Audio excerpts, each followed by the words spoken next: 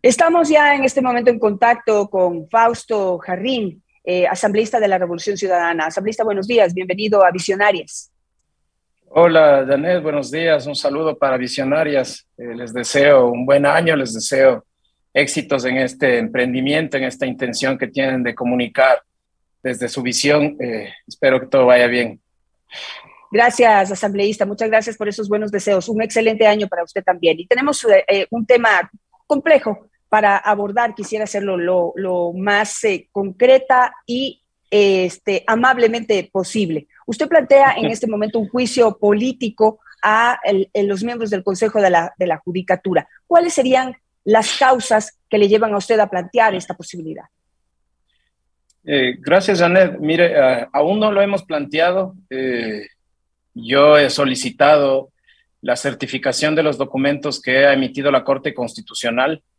Tengo asimismo desde hace bastante tiempo haciendo un seguimiento del concurso con el que se posesionaron los actuales jueces de la Corte Nacional de Justicia y tenemos un sinnúmero de sorpresas, si cabe decirlo de esa manera, en todas estas circunstancias. No es solamente la evaluación que todos la declaramos desde el inicio ilegal, de la que se ha pronunciado el relator para independencia de jueces y fiscales, de la que se ha pronunciado la misma Corte Constitucional, a pesar de que es una sentencia que creo que podía ser mucho mejor y los votos concurrentes así lo expresan, sino de varios procesos y procedimientos que en el Consejo de la Judicatura han dejado mucho que desear.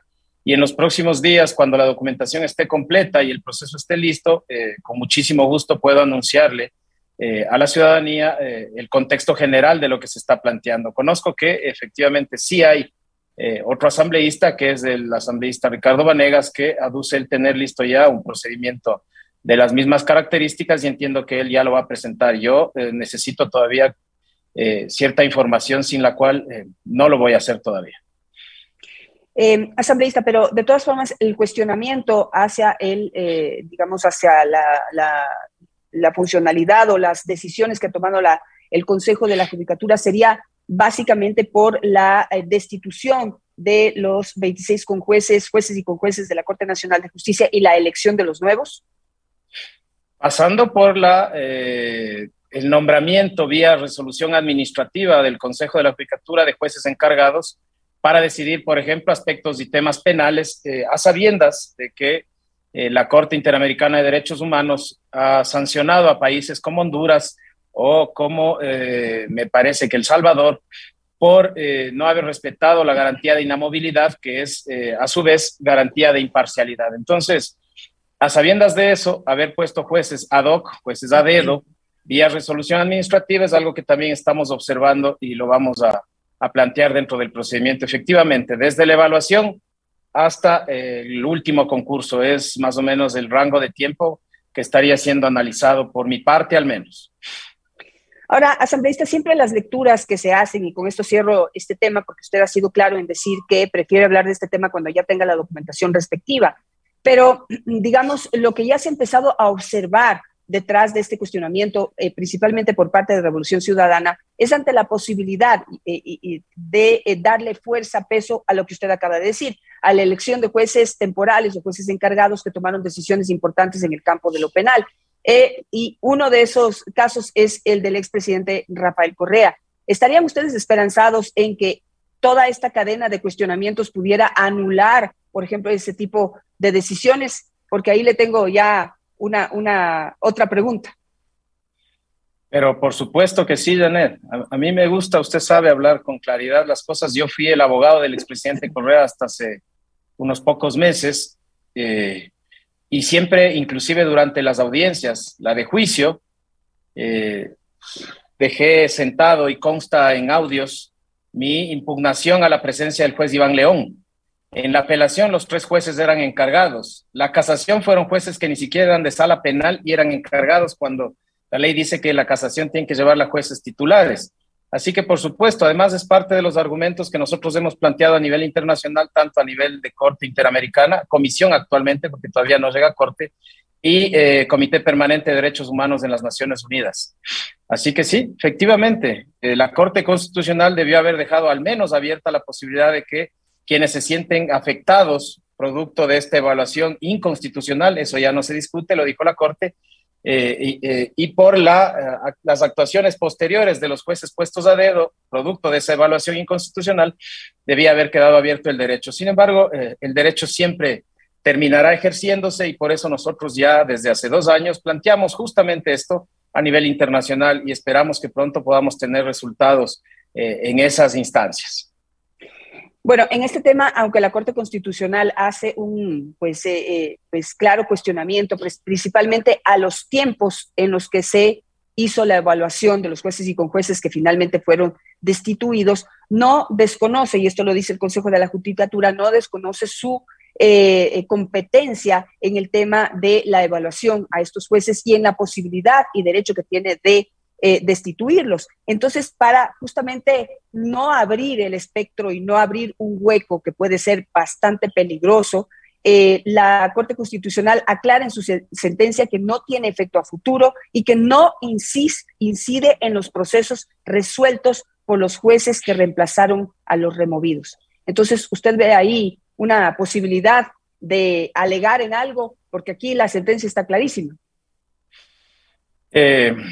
Si revisamos los votos concurrentes del juez Lozada y del juez Grijalva, me parece que el juez Lozada además firma el concurrente con la jueza Salazar. No sé si estoy equivocado, todavía no tengo los documentos oficiales, pero esos 2 votos concurrentes, sobre todo el segundo, el del juez Lozada, establece que la resolución debió haber acaparado además, incluido además, la inconstitucionalidad de forma y por tanto las consecuencias de dicha inconstitucionalidad. Así que no es algo que se me ocurre solo a mí, ¿no? Es algo que se le ocurrió ya a jueces que apoyan en concurrencia la sentencia de mayoría, pero estableciendo que a su criterio, si algo es inconstitucional, lo que deviene de ese algo también lo es. Y por eso creo que queda abierta completamente la puerta a que en casos individuales esa misma Corte Constitucional se vea en la necesidad de conocer, por ejemplo, eventuales inconstitucionalidades sobre los nombramientos de jueces en específicos casos. Sin embargo, siendo claro, Janet, yo tengo mucha más esperanza en temas de esa magnitud en lo que puede ir sucediendo a nivel internacional. Por lo pronto, el Consejo de la Judicatura tendrá que responder. La Corte ya ha establecido la exigencia de una reparación a esos jueces. Creemos que prontamente eso sucederá y tomando en cuenta que son funcionarios que están en funciones, valga la redundancia, el ejercicio del derecho de repetición será inmediato porque claramente la Corte ha establecido que ellos son los responsables. Jamás hemos discutido, además, Janet, que la Constitución misma establece que el Consejo de la Judicatura evalúa jueces y jamás hemos discutido que puede y tiene que haber renovaciones parciales. El problema es que se creó un reglamento ad hoc, se hizo fuera de los tiempos, se atentó contra el principio de legalidad y contra el principio de independencia judicial. Esos son temas gravísimos que toma en cuenta la Corte Constitucional, pero que también han tomado en cuenta sentencias internacionales muy delicadas y que lastimosamente creo que en su momento le llegarán a nuestro país también. Veamos lo que ocurre en ese tema. En otro caso, los vimos muy activos a la Revolución Ciudadana y a los miembros de la Asamblea Nacional en el tema de Pablo Romero. Y ese también yo lo veo, siento que es un caso cerrado, mucho más después de lo que ocurrió ayer. No sé qué opina usted, pero teóricamente iban a pedir la anulación o la apelación a la sentencia y terminaron pidiendo una anulación en la prisión preventiva, que no sé qué cabida tiene si ya estaba sentenciado. Por favor, explíquenos y cuáles son las alternativas ahí en un caso en donde el mismo Pablo Romero ya aceptó que participó en un secuestro al señor Balda por órdenes de superiores. Estimada Janet, yo asistí remotamente a la audiencia de juicio, todavía no era asambleísta, estaba, me parece que no estuve en el país, pero asistí remotamente a esa audiencia y no me acuerdo en qué punto, en qué momento, bajo qué circunstancia Pablo Romero haya aceptado ninguna responsabilidad. Segundo, lo que se solicitó y se requirió ayer es la caducidad de la prisión preventiva, amparado en una sentencia de la Corte Constitucional que salió recién en agosto de este año. Entonces, además que partiendo del hecho de que a mi criterio, cuando el Código Penal dice sentencia, se refiere a sentencia ejecutoriada, porque antes de eso el principio de presunción de inocencia está incólume. la interpretación legalista que hace la Corte para decir que la sentencia basta la de primera instancia, transforma esa prisión preventiva en una detención en firme, y eso ya ha sido materia de sanciones contra el Ecuador. Así que creo que es correcto solicitar la caducidad las veces que sean y los habeas corpus las veces que sean. Pablo Romero no es el único que lo hace. Desgraciadamente, a veces los jueces, cuando se trata de temas como estos, optan por las salidas cómodas y no quieren plantearle al país discusiones más profundas. Por otro lado, en lo que tiene que ver con la apelación, efectivamente se llevó a cabo, Janet. Lo de la caducidad fue una especie de incidente previo que correctamente los jueces dieron lugar a que se discuta, aunque a mi criterio personal incorrectamente la negaron. Después la audiencia se llevó a cabo efectivamente en cuanto a las impugnaciones, a las cargos, si se quiere, que se le puede hacer a la sentencia de primera instancia, y los jueces suspendieron eso para analizar profundamente todos los alegatos del abogado de defensa en contraposición a las posturas de fiscalía y la acusación, y eso todavía no sabemos, así que eso está muy pendiente para mí hasta que no exista sentencia ejecutoriada, y en temas penales inclusive hasta que no se resuelvan recursos de revisión, nada está cerrado, Janet, justamente porque la justicia penal tiene que tener siempre ventanas abiertas para la posibilidad de que haya existido algún tipo de error o ilegalidad en los procesos de juzgamiento de alguien que pierde su libertad. Precisamente la discusión estaría allí, y es que hasta el momento los casos en donde se ha admitido y se ha admitido pública y socialmente le digo, hablando de la sociedad, si se le puede mencionar de esa manera, pero se había hablado que sería en los casos en donde no existe ningún tipo de sentencia, que en el Ecuador estamos hablando que son casi el 60% de las personas que están en la cárcel no tienen ningún tipo de sentencia. Entonces, esas personas allí sí estaría actuando tal vez de manera ilegal en el tema de la prisión o la prisión preventiva. Pero en el caso en donde hay una sentencia, ya no hay, digamos, prisión preventiva, ya se acabó la prisión preventiva, ahora hay una sentencia en firme y una prisión en firme que tiene todavía algunos recursos, pero sí hay una diferencia con otros casos. Definitivamente es distinta que la situación de alguien que no tiene sentencia, eso no se lo voy a discutir, porque además voy a decir que yo permanentemente estoy exigiendo, dadas las circunstancias no solo de pandemia, sino de violencia carcelaria, que el Ejecutivo debe tomar cartas en el asunto del hacinamiento. Eso es indiscutible, Janet. Sin embargo, voy yo un poco más allá, no solamente desde mi posición personal, que siempre he sido un abogado defensor que se lleva por los principios del garantismo penal, sino porque existen estándares internacionales en relación a la prisión preventiva, y si recurrimos a ellos, que son ley para los ecuatorianos porque son parte de nuestro bloque de constitucionalidad y han sido además razones por las que el Ecuador ha sido insistentemente sancionado por abuso de prisión preventiva, no debería existir esa comprensión de que basta una sentencia de primera instancia. Atenta contra un principio básico que es el doble conforme. Entonces, al menos deberíamos pensar en una sentencia, en una segunda sentencia de apelación, para pensar que traspasas el umbral del principio de la presunción de inocencia.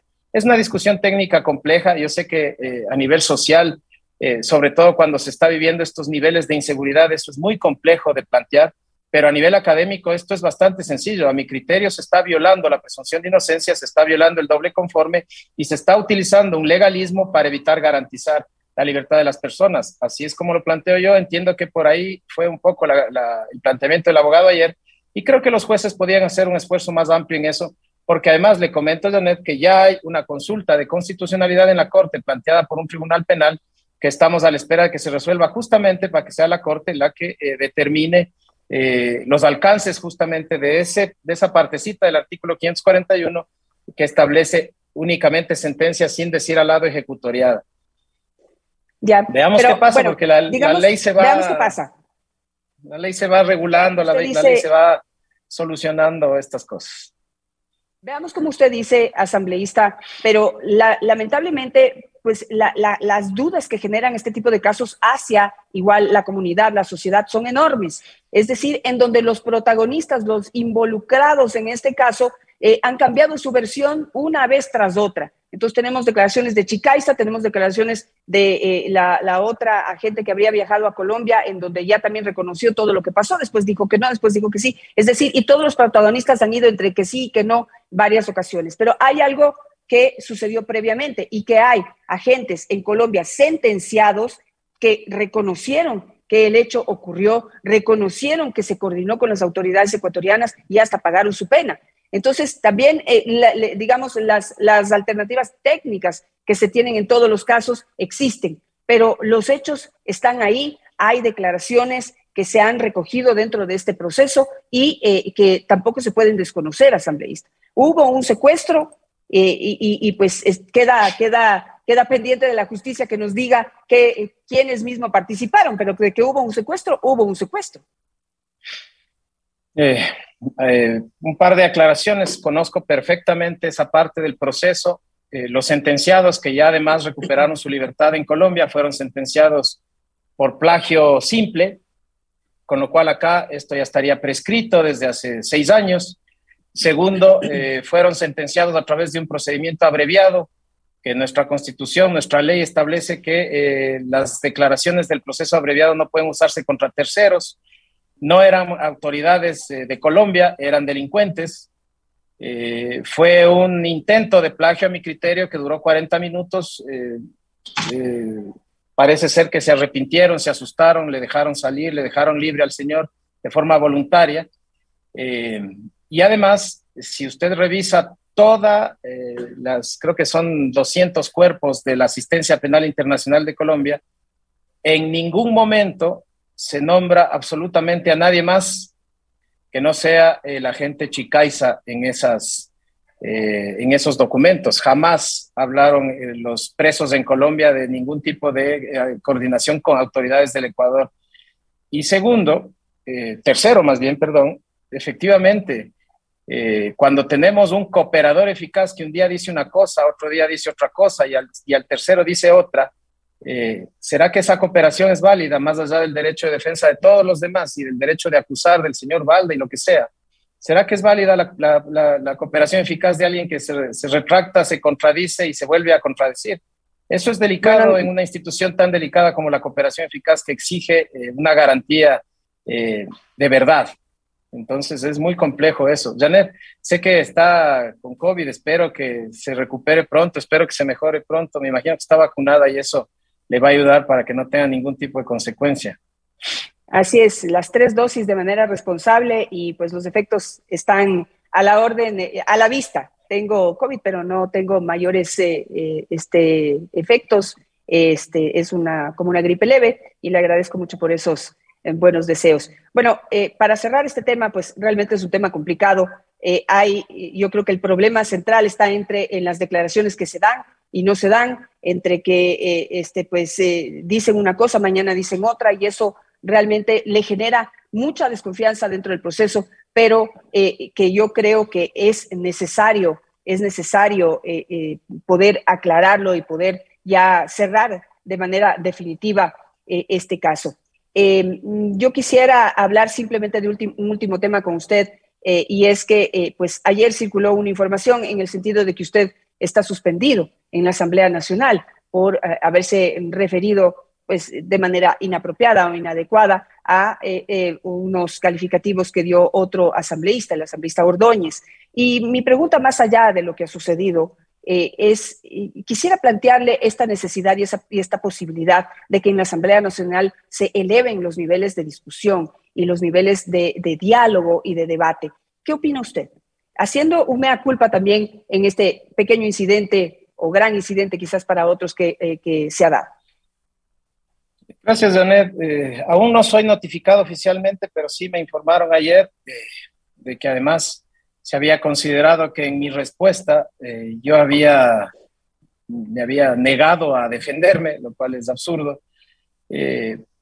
Pero sí, eso es lo que yo también vengo diciendo, Janet. La Asamblea debería dejar de ser un espacio en donde se agrede y se violenta. En lo personal, yo he participado 2 veces tomando la palabra en el pleno de la Asamblea. La una en el tema del señor Celi, en donde por supuesto habían cosas que se tenían que decir.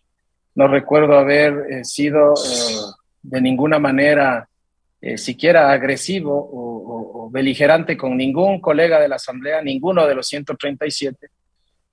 Y la segunda vez tuve una participación muy corta en relación a una reconsideración. Así que yo procuro siempre ser respetuoso, procuro siempre manejarme dentro de mis parámetros personales de respeto, de consideración. No soy amigo de todo el mundo porque hay cosas que yo creo que no se pueden pasar, pero respeto las posiciones de cada cual en el campo en el que se desenvuelven. Pero sí, la Asamblea debería elevar el debate, deberíamos todos estar en la capacidad de discutir lo que el país necesita, deberíamos estar todos en la madurez de entender que ya no damos para más con ciertos temas de odio, de obsesión con tantas cosas, y yo apoyo su comentario, ojalá podamos ir avanzando hacia esa madurez. Respecto de la sanción... Es que mire, y antes de que usted cierre este tema, yo creo que esto es algo que necesita, ustedes tienen un bloque importante dentro de la Asamblea Nacional, hablo de la Revolución Ciudadana, tienen unas alianzas importantes con otros bloques de la Asamblea Nacional. Yo creo que el poder plantear ya y poner sobre la mesa la necesidad de levantar la imagen de la Asamblea Nacional para poder darle mucha más fuerza y credibilidad a lo que hacen. Miren lo que ha pasado, las últimas encuestas es desastroso lo que dicen de la Asamblea Nacional. Lograron lo imposible. Ya en la Asamblea anterior se decía más abajo no pueden caer, pues cayeron más abajo. O sea, no sé, en ese sentido, son teóricamente los padres de la patria, no sé, padres en qué sentido, ya no se les puede llamar de esa manera. Y el golpe a la institución es fuerte, porque cuando se golpea a la Asamblea Nacional, se golpea a la democracia. Entonces, en ese sentido, siendo usted miembro de un grupo fuerte, mayoritario dentro de la Asamblea Nacional, hay que no solamente decir y pensar, hay que hacer, hay que poner y hay que dar ejemplo. Eso es lo que procuramos, Janet. Si usted revisa las actuaciones de la mayoría de asambleístas, por ejemplo, de la bancada oficialista, sostienen sus intervenciones siempre en atacarnos, en acusarnos, en vilipendiarnos. Nosotros estamos procurando, con dificultades, por supuesto, porque solos no podemos, la Asamblea requiere para cualquier cosa al menos 71 votos,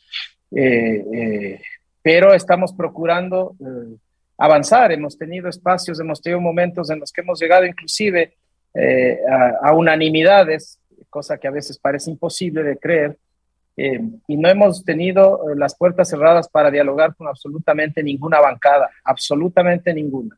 Y nos vamos a mantener así, y espero efectivamente que este nuevo año que empiece también con la madurez necesaria como para que entendamos que hay cosas que sí podemos hacerlas todos y las hagamos todos. Al menos en lo personal, yo siempre estoy abierto a eso. Siendo miembro de una bancada tan importante dentro de la Asamblea Nacional, ¿qué tan posible también es cambiar esta modalidad de negociación dentro de la Asamblea Nacional? Digamos, la negociación política es absolutamente legítima. Los pactos son absolutamente legítimos, ocurren aquí y en cualquier sistema democrático del mundo en donde hay un sistema parlamentario.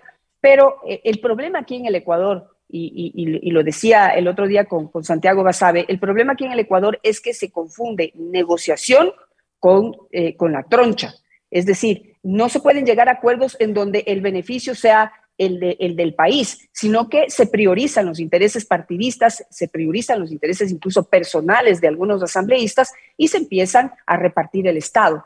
Entonces, hay que cambiar eso, asambleísta, porque dada la situación como está el país, dada la situación económica que tiene el país, se necesita que lleguen a importantes acuerdos en donde haya discusiones de altura para poder hacer los cambios necesarios que necesita el Ecuador en este momento para generar más empleo, para dinamizar la economía, para respetar los derechos de las personas, etcétera, etcétera, etcétera. Si es que la troncha se sigue priorizando, entonces este año será otro año perdido y la Asamblea seguirá cayendo en su credibilidad, su popularidad y pues su imagen.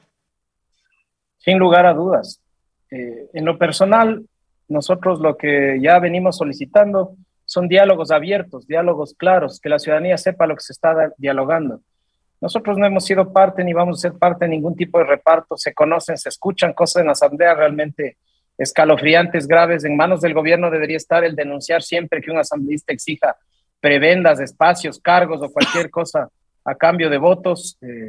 Debería también exigírsele a la Fiscalía que le termine de decir al país qué es lo que pasó con el reparto de hospitales y todas esas cosas que todavía están en la oscuridad, para que podamos darnos ese baño de verdad. Nosotros creemos que las necesidades del país están primero y por eso siempre vamos a estar dispuestos a que el diálogo sea en relación a eso. Pero hagamos el diálogo todos así de claro, así de frente y así con las cosas como corresponde. Por ejemplo, Janet, que no se repita lo que sucedió la última vez con la ley económica urgente, que se les envió 2 o 3 días antes solo a las bancadas aliadas. ¿Por qué no tuvimos una reunión todas las bancadas y nos sentamos a analizar en forma conjunta para que inclusive las posiciones queden claras desde el inicio? Yo no me negaría a ese tipo de aspectos, siempre con el respeto para lo uno y para lo otro, y decir cómo son las cosas. Ojalá se pueda, debería ser así. Pregunta complicada, por favor, se la voy a hacer con todo respeto, pero creo que es importante, en honor a la transparencia a la que usted está alegando, creo que hay que hacerla. El problema con la Revolución Ciudadana, de lo que se dice, es que el momento que se les golpea la puerta para negociar, enseguida condicionan un posible acuerdo o los votos para un proyecto u otro a que pues se cambien decisiones judiciales que en este momento hay en contra de alguno de los líderes del grupo político. Háblese de los que están pues detenidos o presos aquí en el Ecuador o de los que están fuera del país. Y eso, asambleísta, es inaceptable, o no sé es que eso cómo lo ven ustedes. Es que con ese mismo respeto y transparencia, eso es falso. Nosotros hemos pedido y le pedimos siempre al presidente Lasso, desde la primera vez que nos sentamos con él en mayo, una comisión de la verdad internacional que pueda imparcialmente revisar esos procesos. Eso es lo que propusimos. Nosotros no le hemos propuesto al presidente que cometa un delito, porque intervenir en un tema judicial sería delictivo. No le hemos pedido jamás ni le pediríamos jamás eso. Hemos pedido, claro, y lo hemos dicho a viva voz en todos los espacios que podemos, que solicitamos, exigimos, reclamamos que cese la persecución. ¿Cómo es posible, por ejemplo, que la Fiscalía inicie un proceso para los asambleístas que cumplen un mandato del CAL en la investigación Pandora? O sea, esas son las cosas que exigimos, y eso no hemos exigido bajo la mesa o en alguna reunión privada, no, lo hemos dicho públicamente los 47, lo han dicho nuestras autoridades, nuestras principales líderes, y lo vamos a seguir diciendo. El asunto de la Comisión de la Verdad es algo que lo pedimos públicamente, lo reconoció el señor Nebot, lo reconoció el señor Lasso, lo dijo Rafael Correa, lo digo yo porque estuve en esa reunión, lo dijimos abiertamente y seguimos pidiendo eso. ¿Cómo vamos a pensar que esa urgencia que tenemos nosotros por un poco de verdad se vea satisfecha con una comisión interna en donde están personajes que fueron los primeros que nos acusaban de cosas? Nosotros no vamos a exigirle ni a pedirle al presidente de la República o al gobierno nacional que cometa delitos o que intervenga en otras funciones, eso no lo vamos a hacer porque nosotros no creemos en esa manera, pero sí pedimos que cese la persecución, sí pedimos que nos dejen de hablar de 70,000 millones cuando el propio estamento dice que eso no han dicho nunca, y cosas por el estilo, y eso sí vamos a seguir exigiendo, pero no, intervención en la justicia no hemos pedido, ni vamos a pedir. Claro, pero entonces, ¿cuál sería la idea de tener una comisión internacional? La lógica me dice que quieren una comisión internacional para revisar los procesos en donde hay sentencias, donde podría haber un criterio distinto, que creo que es lo que ustedes están esperando, podría no haberlo también, pero eso ya es un cuestionamiento a la justicia y promovido por el Estado. O sea, si es que se promueve por el gobierno, perdón, entonces se podría interpretar como una intención de intervenir en la justicia o de querer cambiar lo que la justicia finalmente ya sacramentó y ya decidió. Ni ha sacramentado, porque todavía no se han presentado los recursos de revisión y decidió dentro de un esquema de jueces puestos a dedo, ahora con evaluaciones declaradas inconstitucional por la propia Corte, con procesos internacionales. ¿Qué tal si la Comisión Internacional impulsada por el gobierno dice que los jueces hicieron bien? Podría suceder, ¿no? Y nosotros no tenemos miedo a eso. Nosotros lo que queremos es la verdad. Yo no voy a referirme a ningún tema que tenga que ver con las funciones en el actual gobierno. Creo que recién está empezando. Creo que el presidente Lasso, al menos es mi criterio, no le ha metido las manos a esas cosas. Pero yo no voy a dejar de decir exactamente lo que sucedió en los 4 años anteriores. Y a esa justicia sí hay que revisarla, Janet. Y las decisiones de esa justicia sigo creyendo que son absolutamente espurias, forjadas, y a mí sí me interesa que alguien imparcial, no correísta, que es lo que a algunos parece que les da pesadillas, que venga el que quieran, alguien imparcial, algún gran académico, 1, 2, 3, 4, de universidades internacionales que ya no le deben nada a nadie, que no van a venir acá a dejarse ni presionar del gobierno, ni presionar de nosotros, ni de nadie, y que diga, a ver, miren, ¿esto está bien o está mal? ¿Esto se debía o no se debía hacer? Eso es lo que hemos pedido, y eso es lo que creemos que es necesario. En honor a la justicia y a la verdad, y a la equidad y a la igualdad, si va a haber una comisión internacional que va a revisar todos los procesos en los que están involucrados los exmiembros del gobierno de la Revolución Ciudadana, también deberían revisar otros procesos en donde hay dudas, procesos en donde se metió la mano a la justicia dentro del gobierno anterior y que también tienen derecho a que si se les revisa a unos, se les revisa a otros. Imagínense esa caja de Pandora que se abriría allí, porque pues, y le digo, no estoy de acuerdo.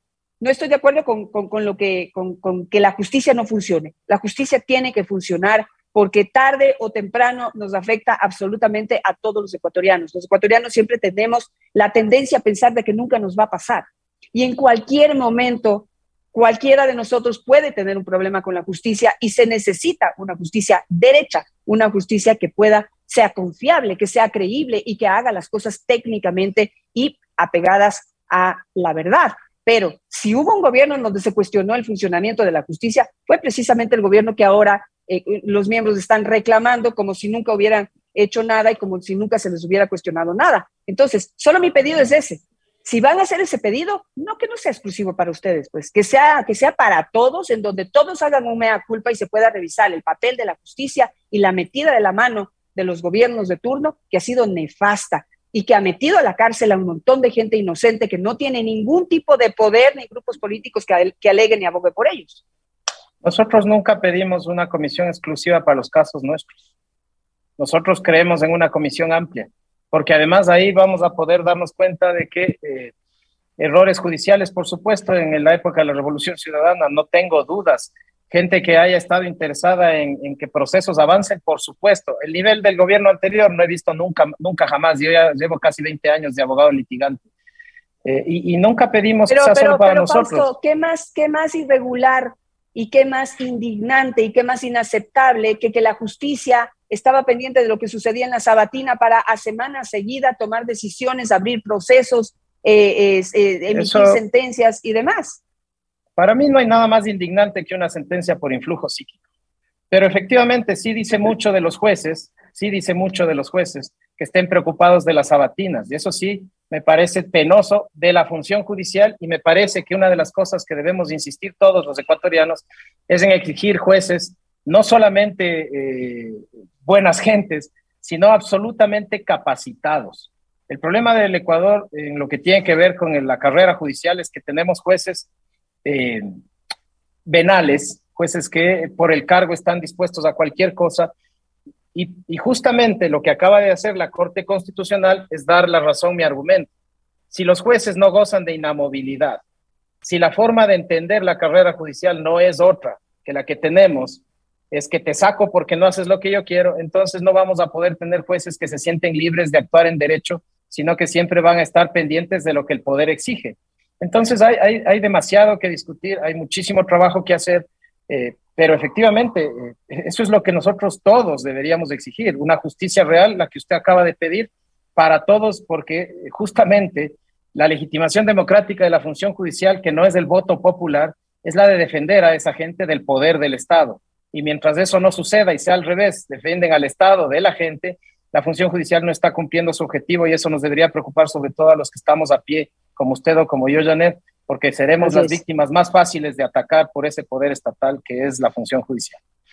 Me quedo con ese mensaje final, la necesidad de que todos los políticos, que son los que más reclaman siempre en estos temas, que son los que más se visibilizan en estos reclamos, la gente común y corriente no tiene chance de que se le vea y de que se le analice sus causas, o que alguien se compre sus banderas para poder defenderlos, que se vea el palo en el ojo y no solamente pues la paja en el ojo ajeno. Pero le agradezco muchísimo, Fausto, por estar esta mañana con nosotros. Pues estaré muy pendiente sobre todo este tema de juicio político al Consejo de la Judicatura. Mañana estará con nosotros María del Carmen Maldonado.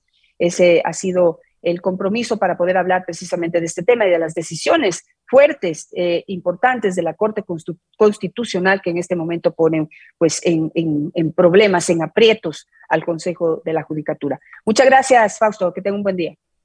Cuídese mucho, Janet, muchas gracias por el espacio, estén bien.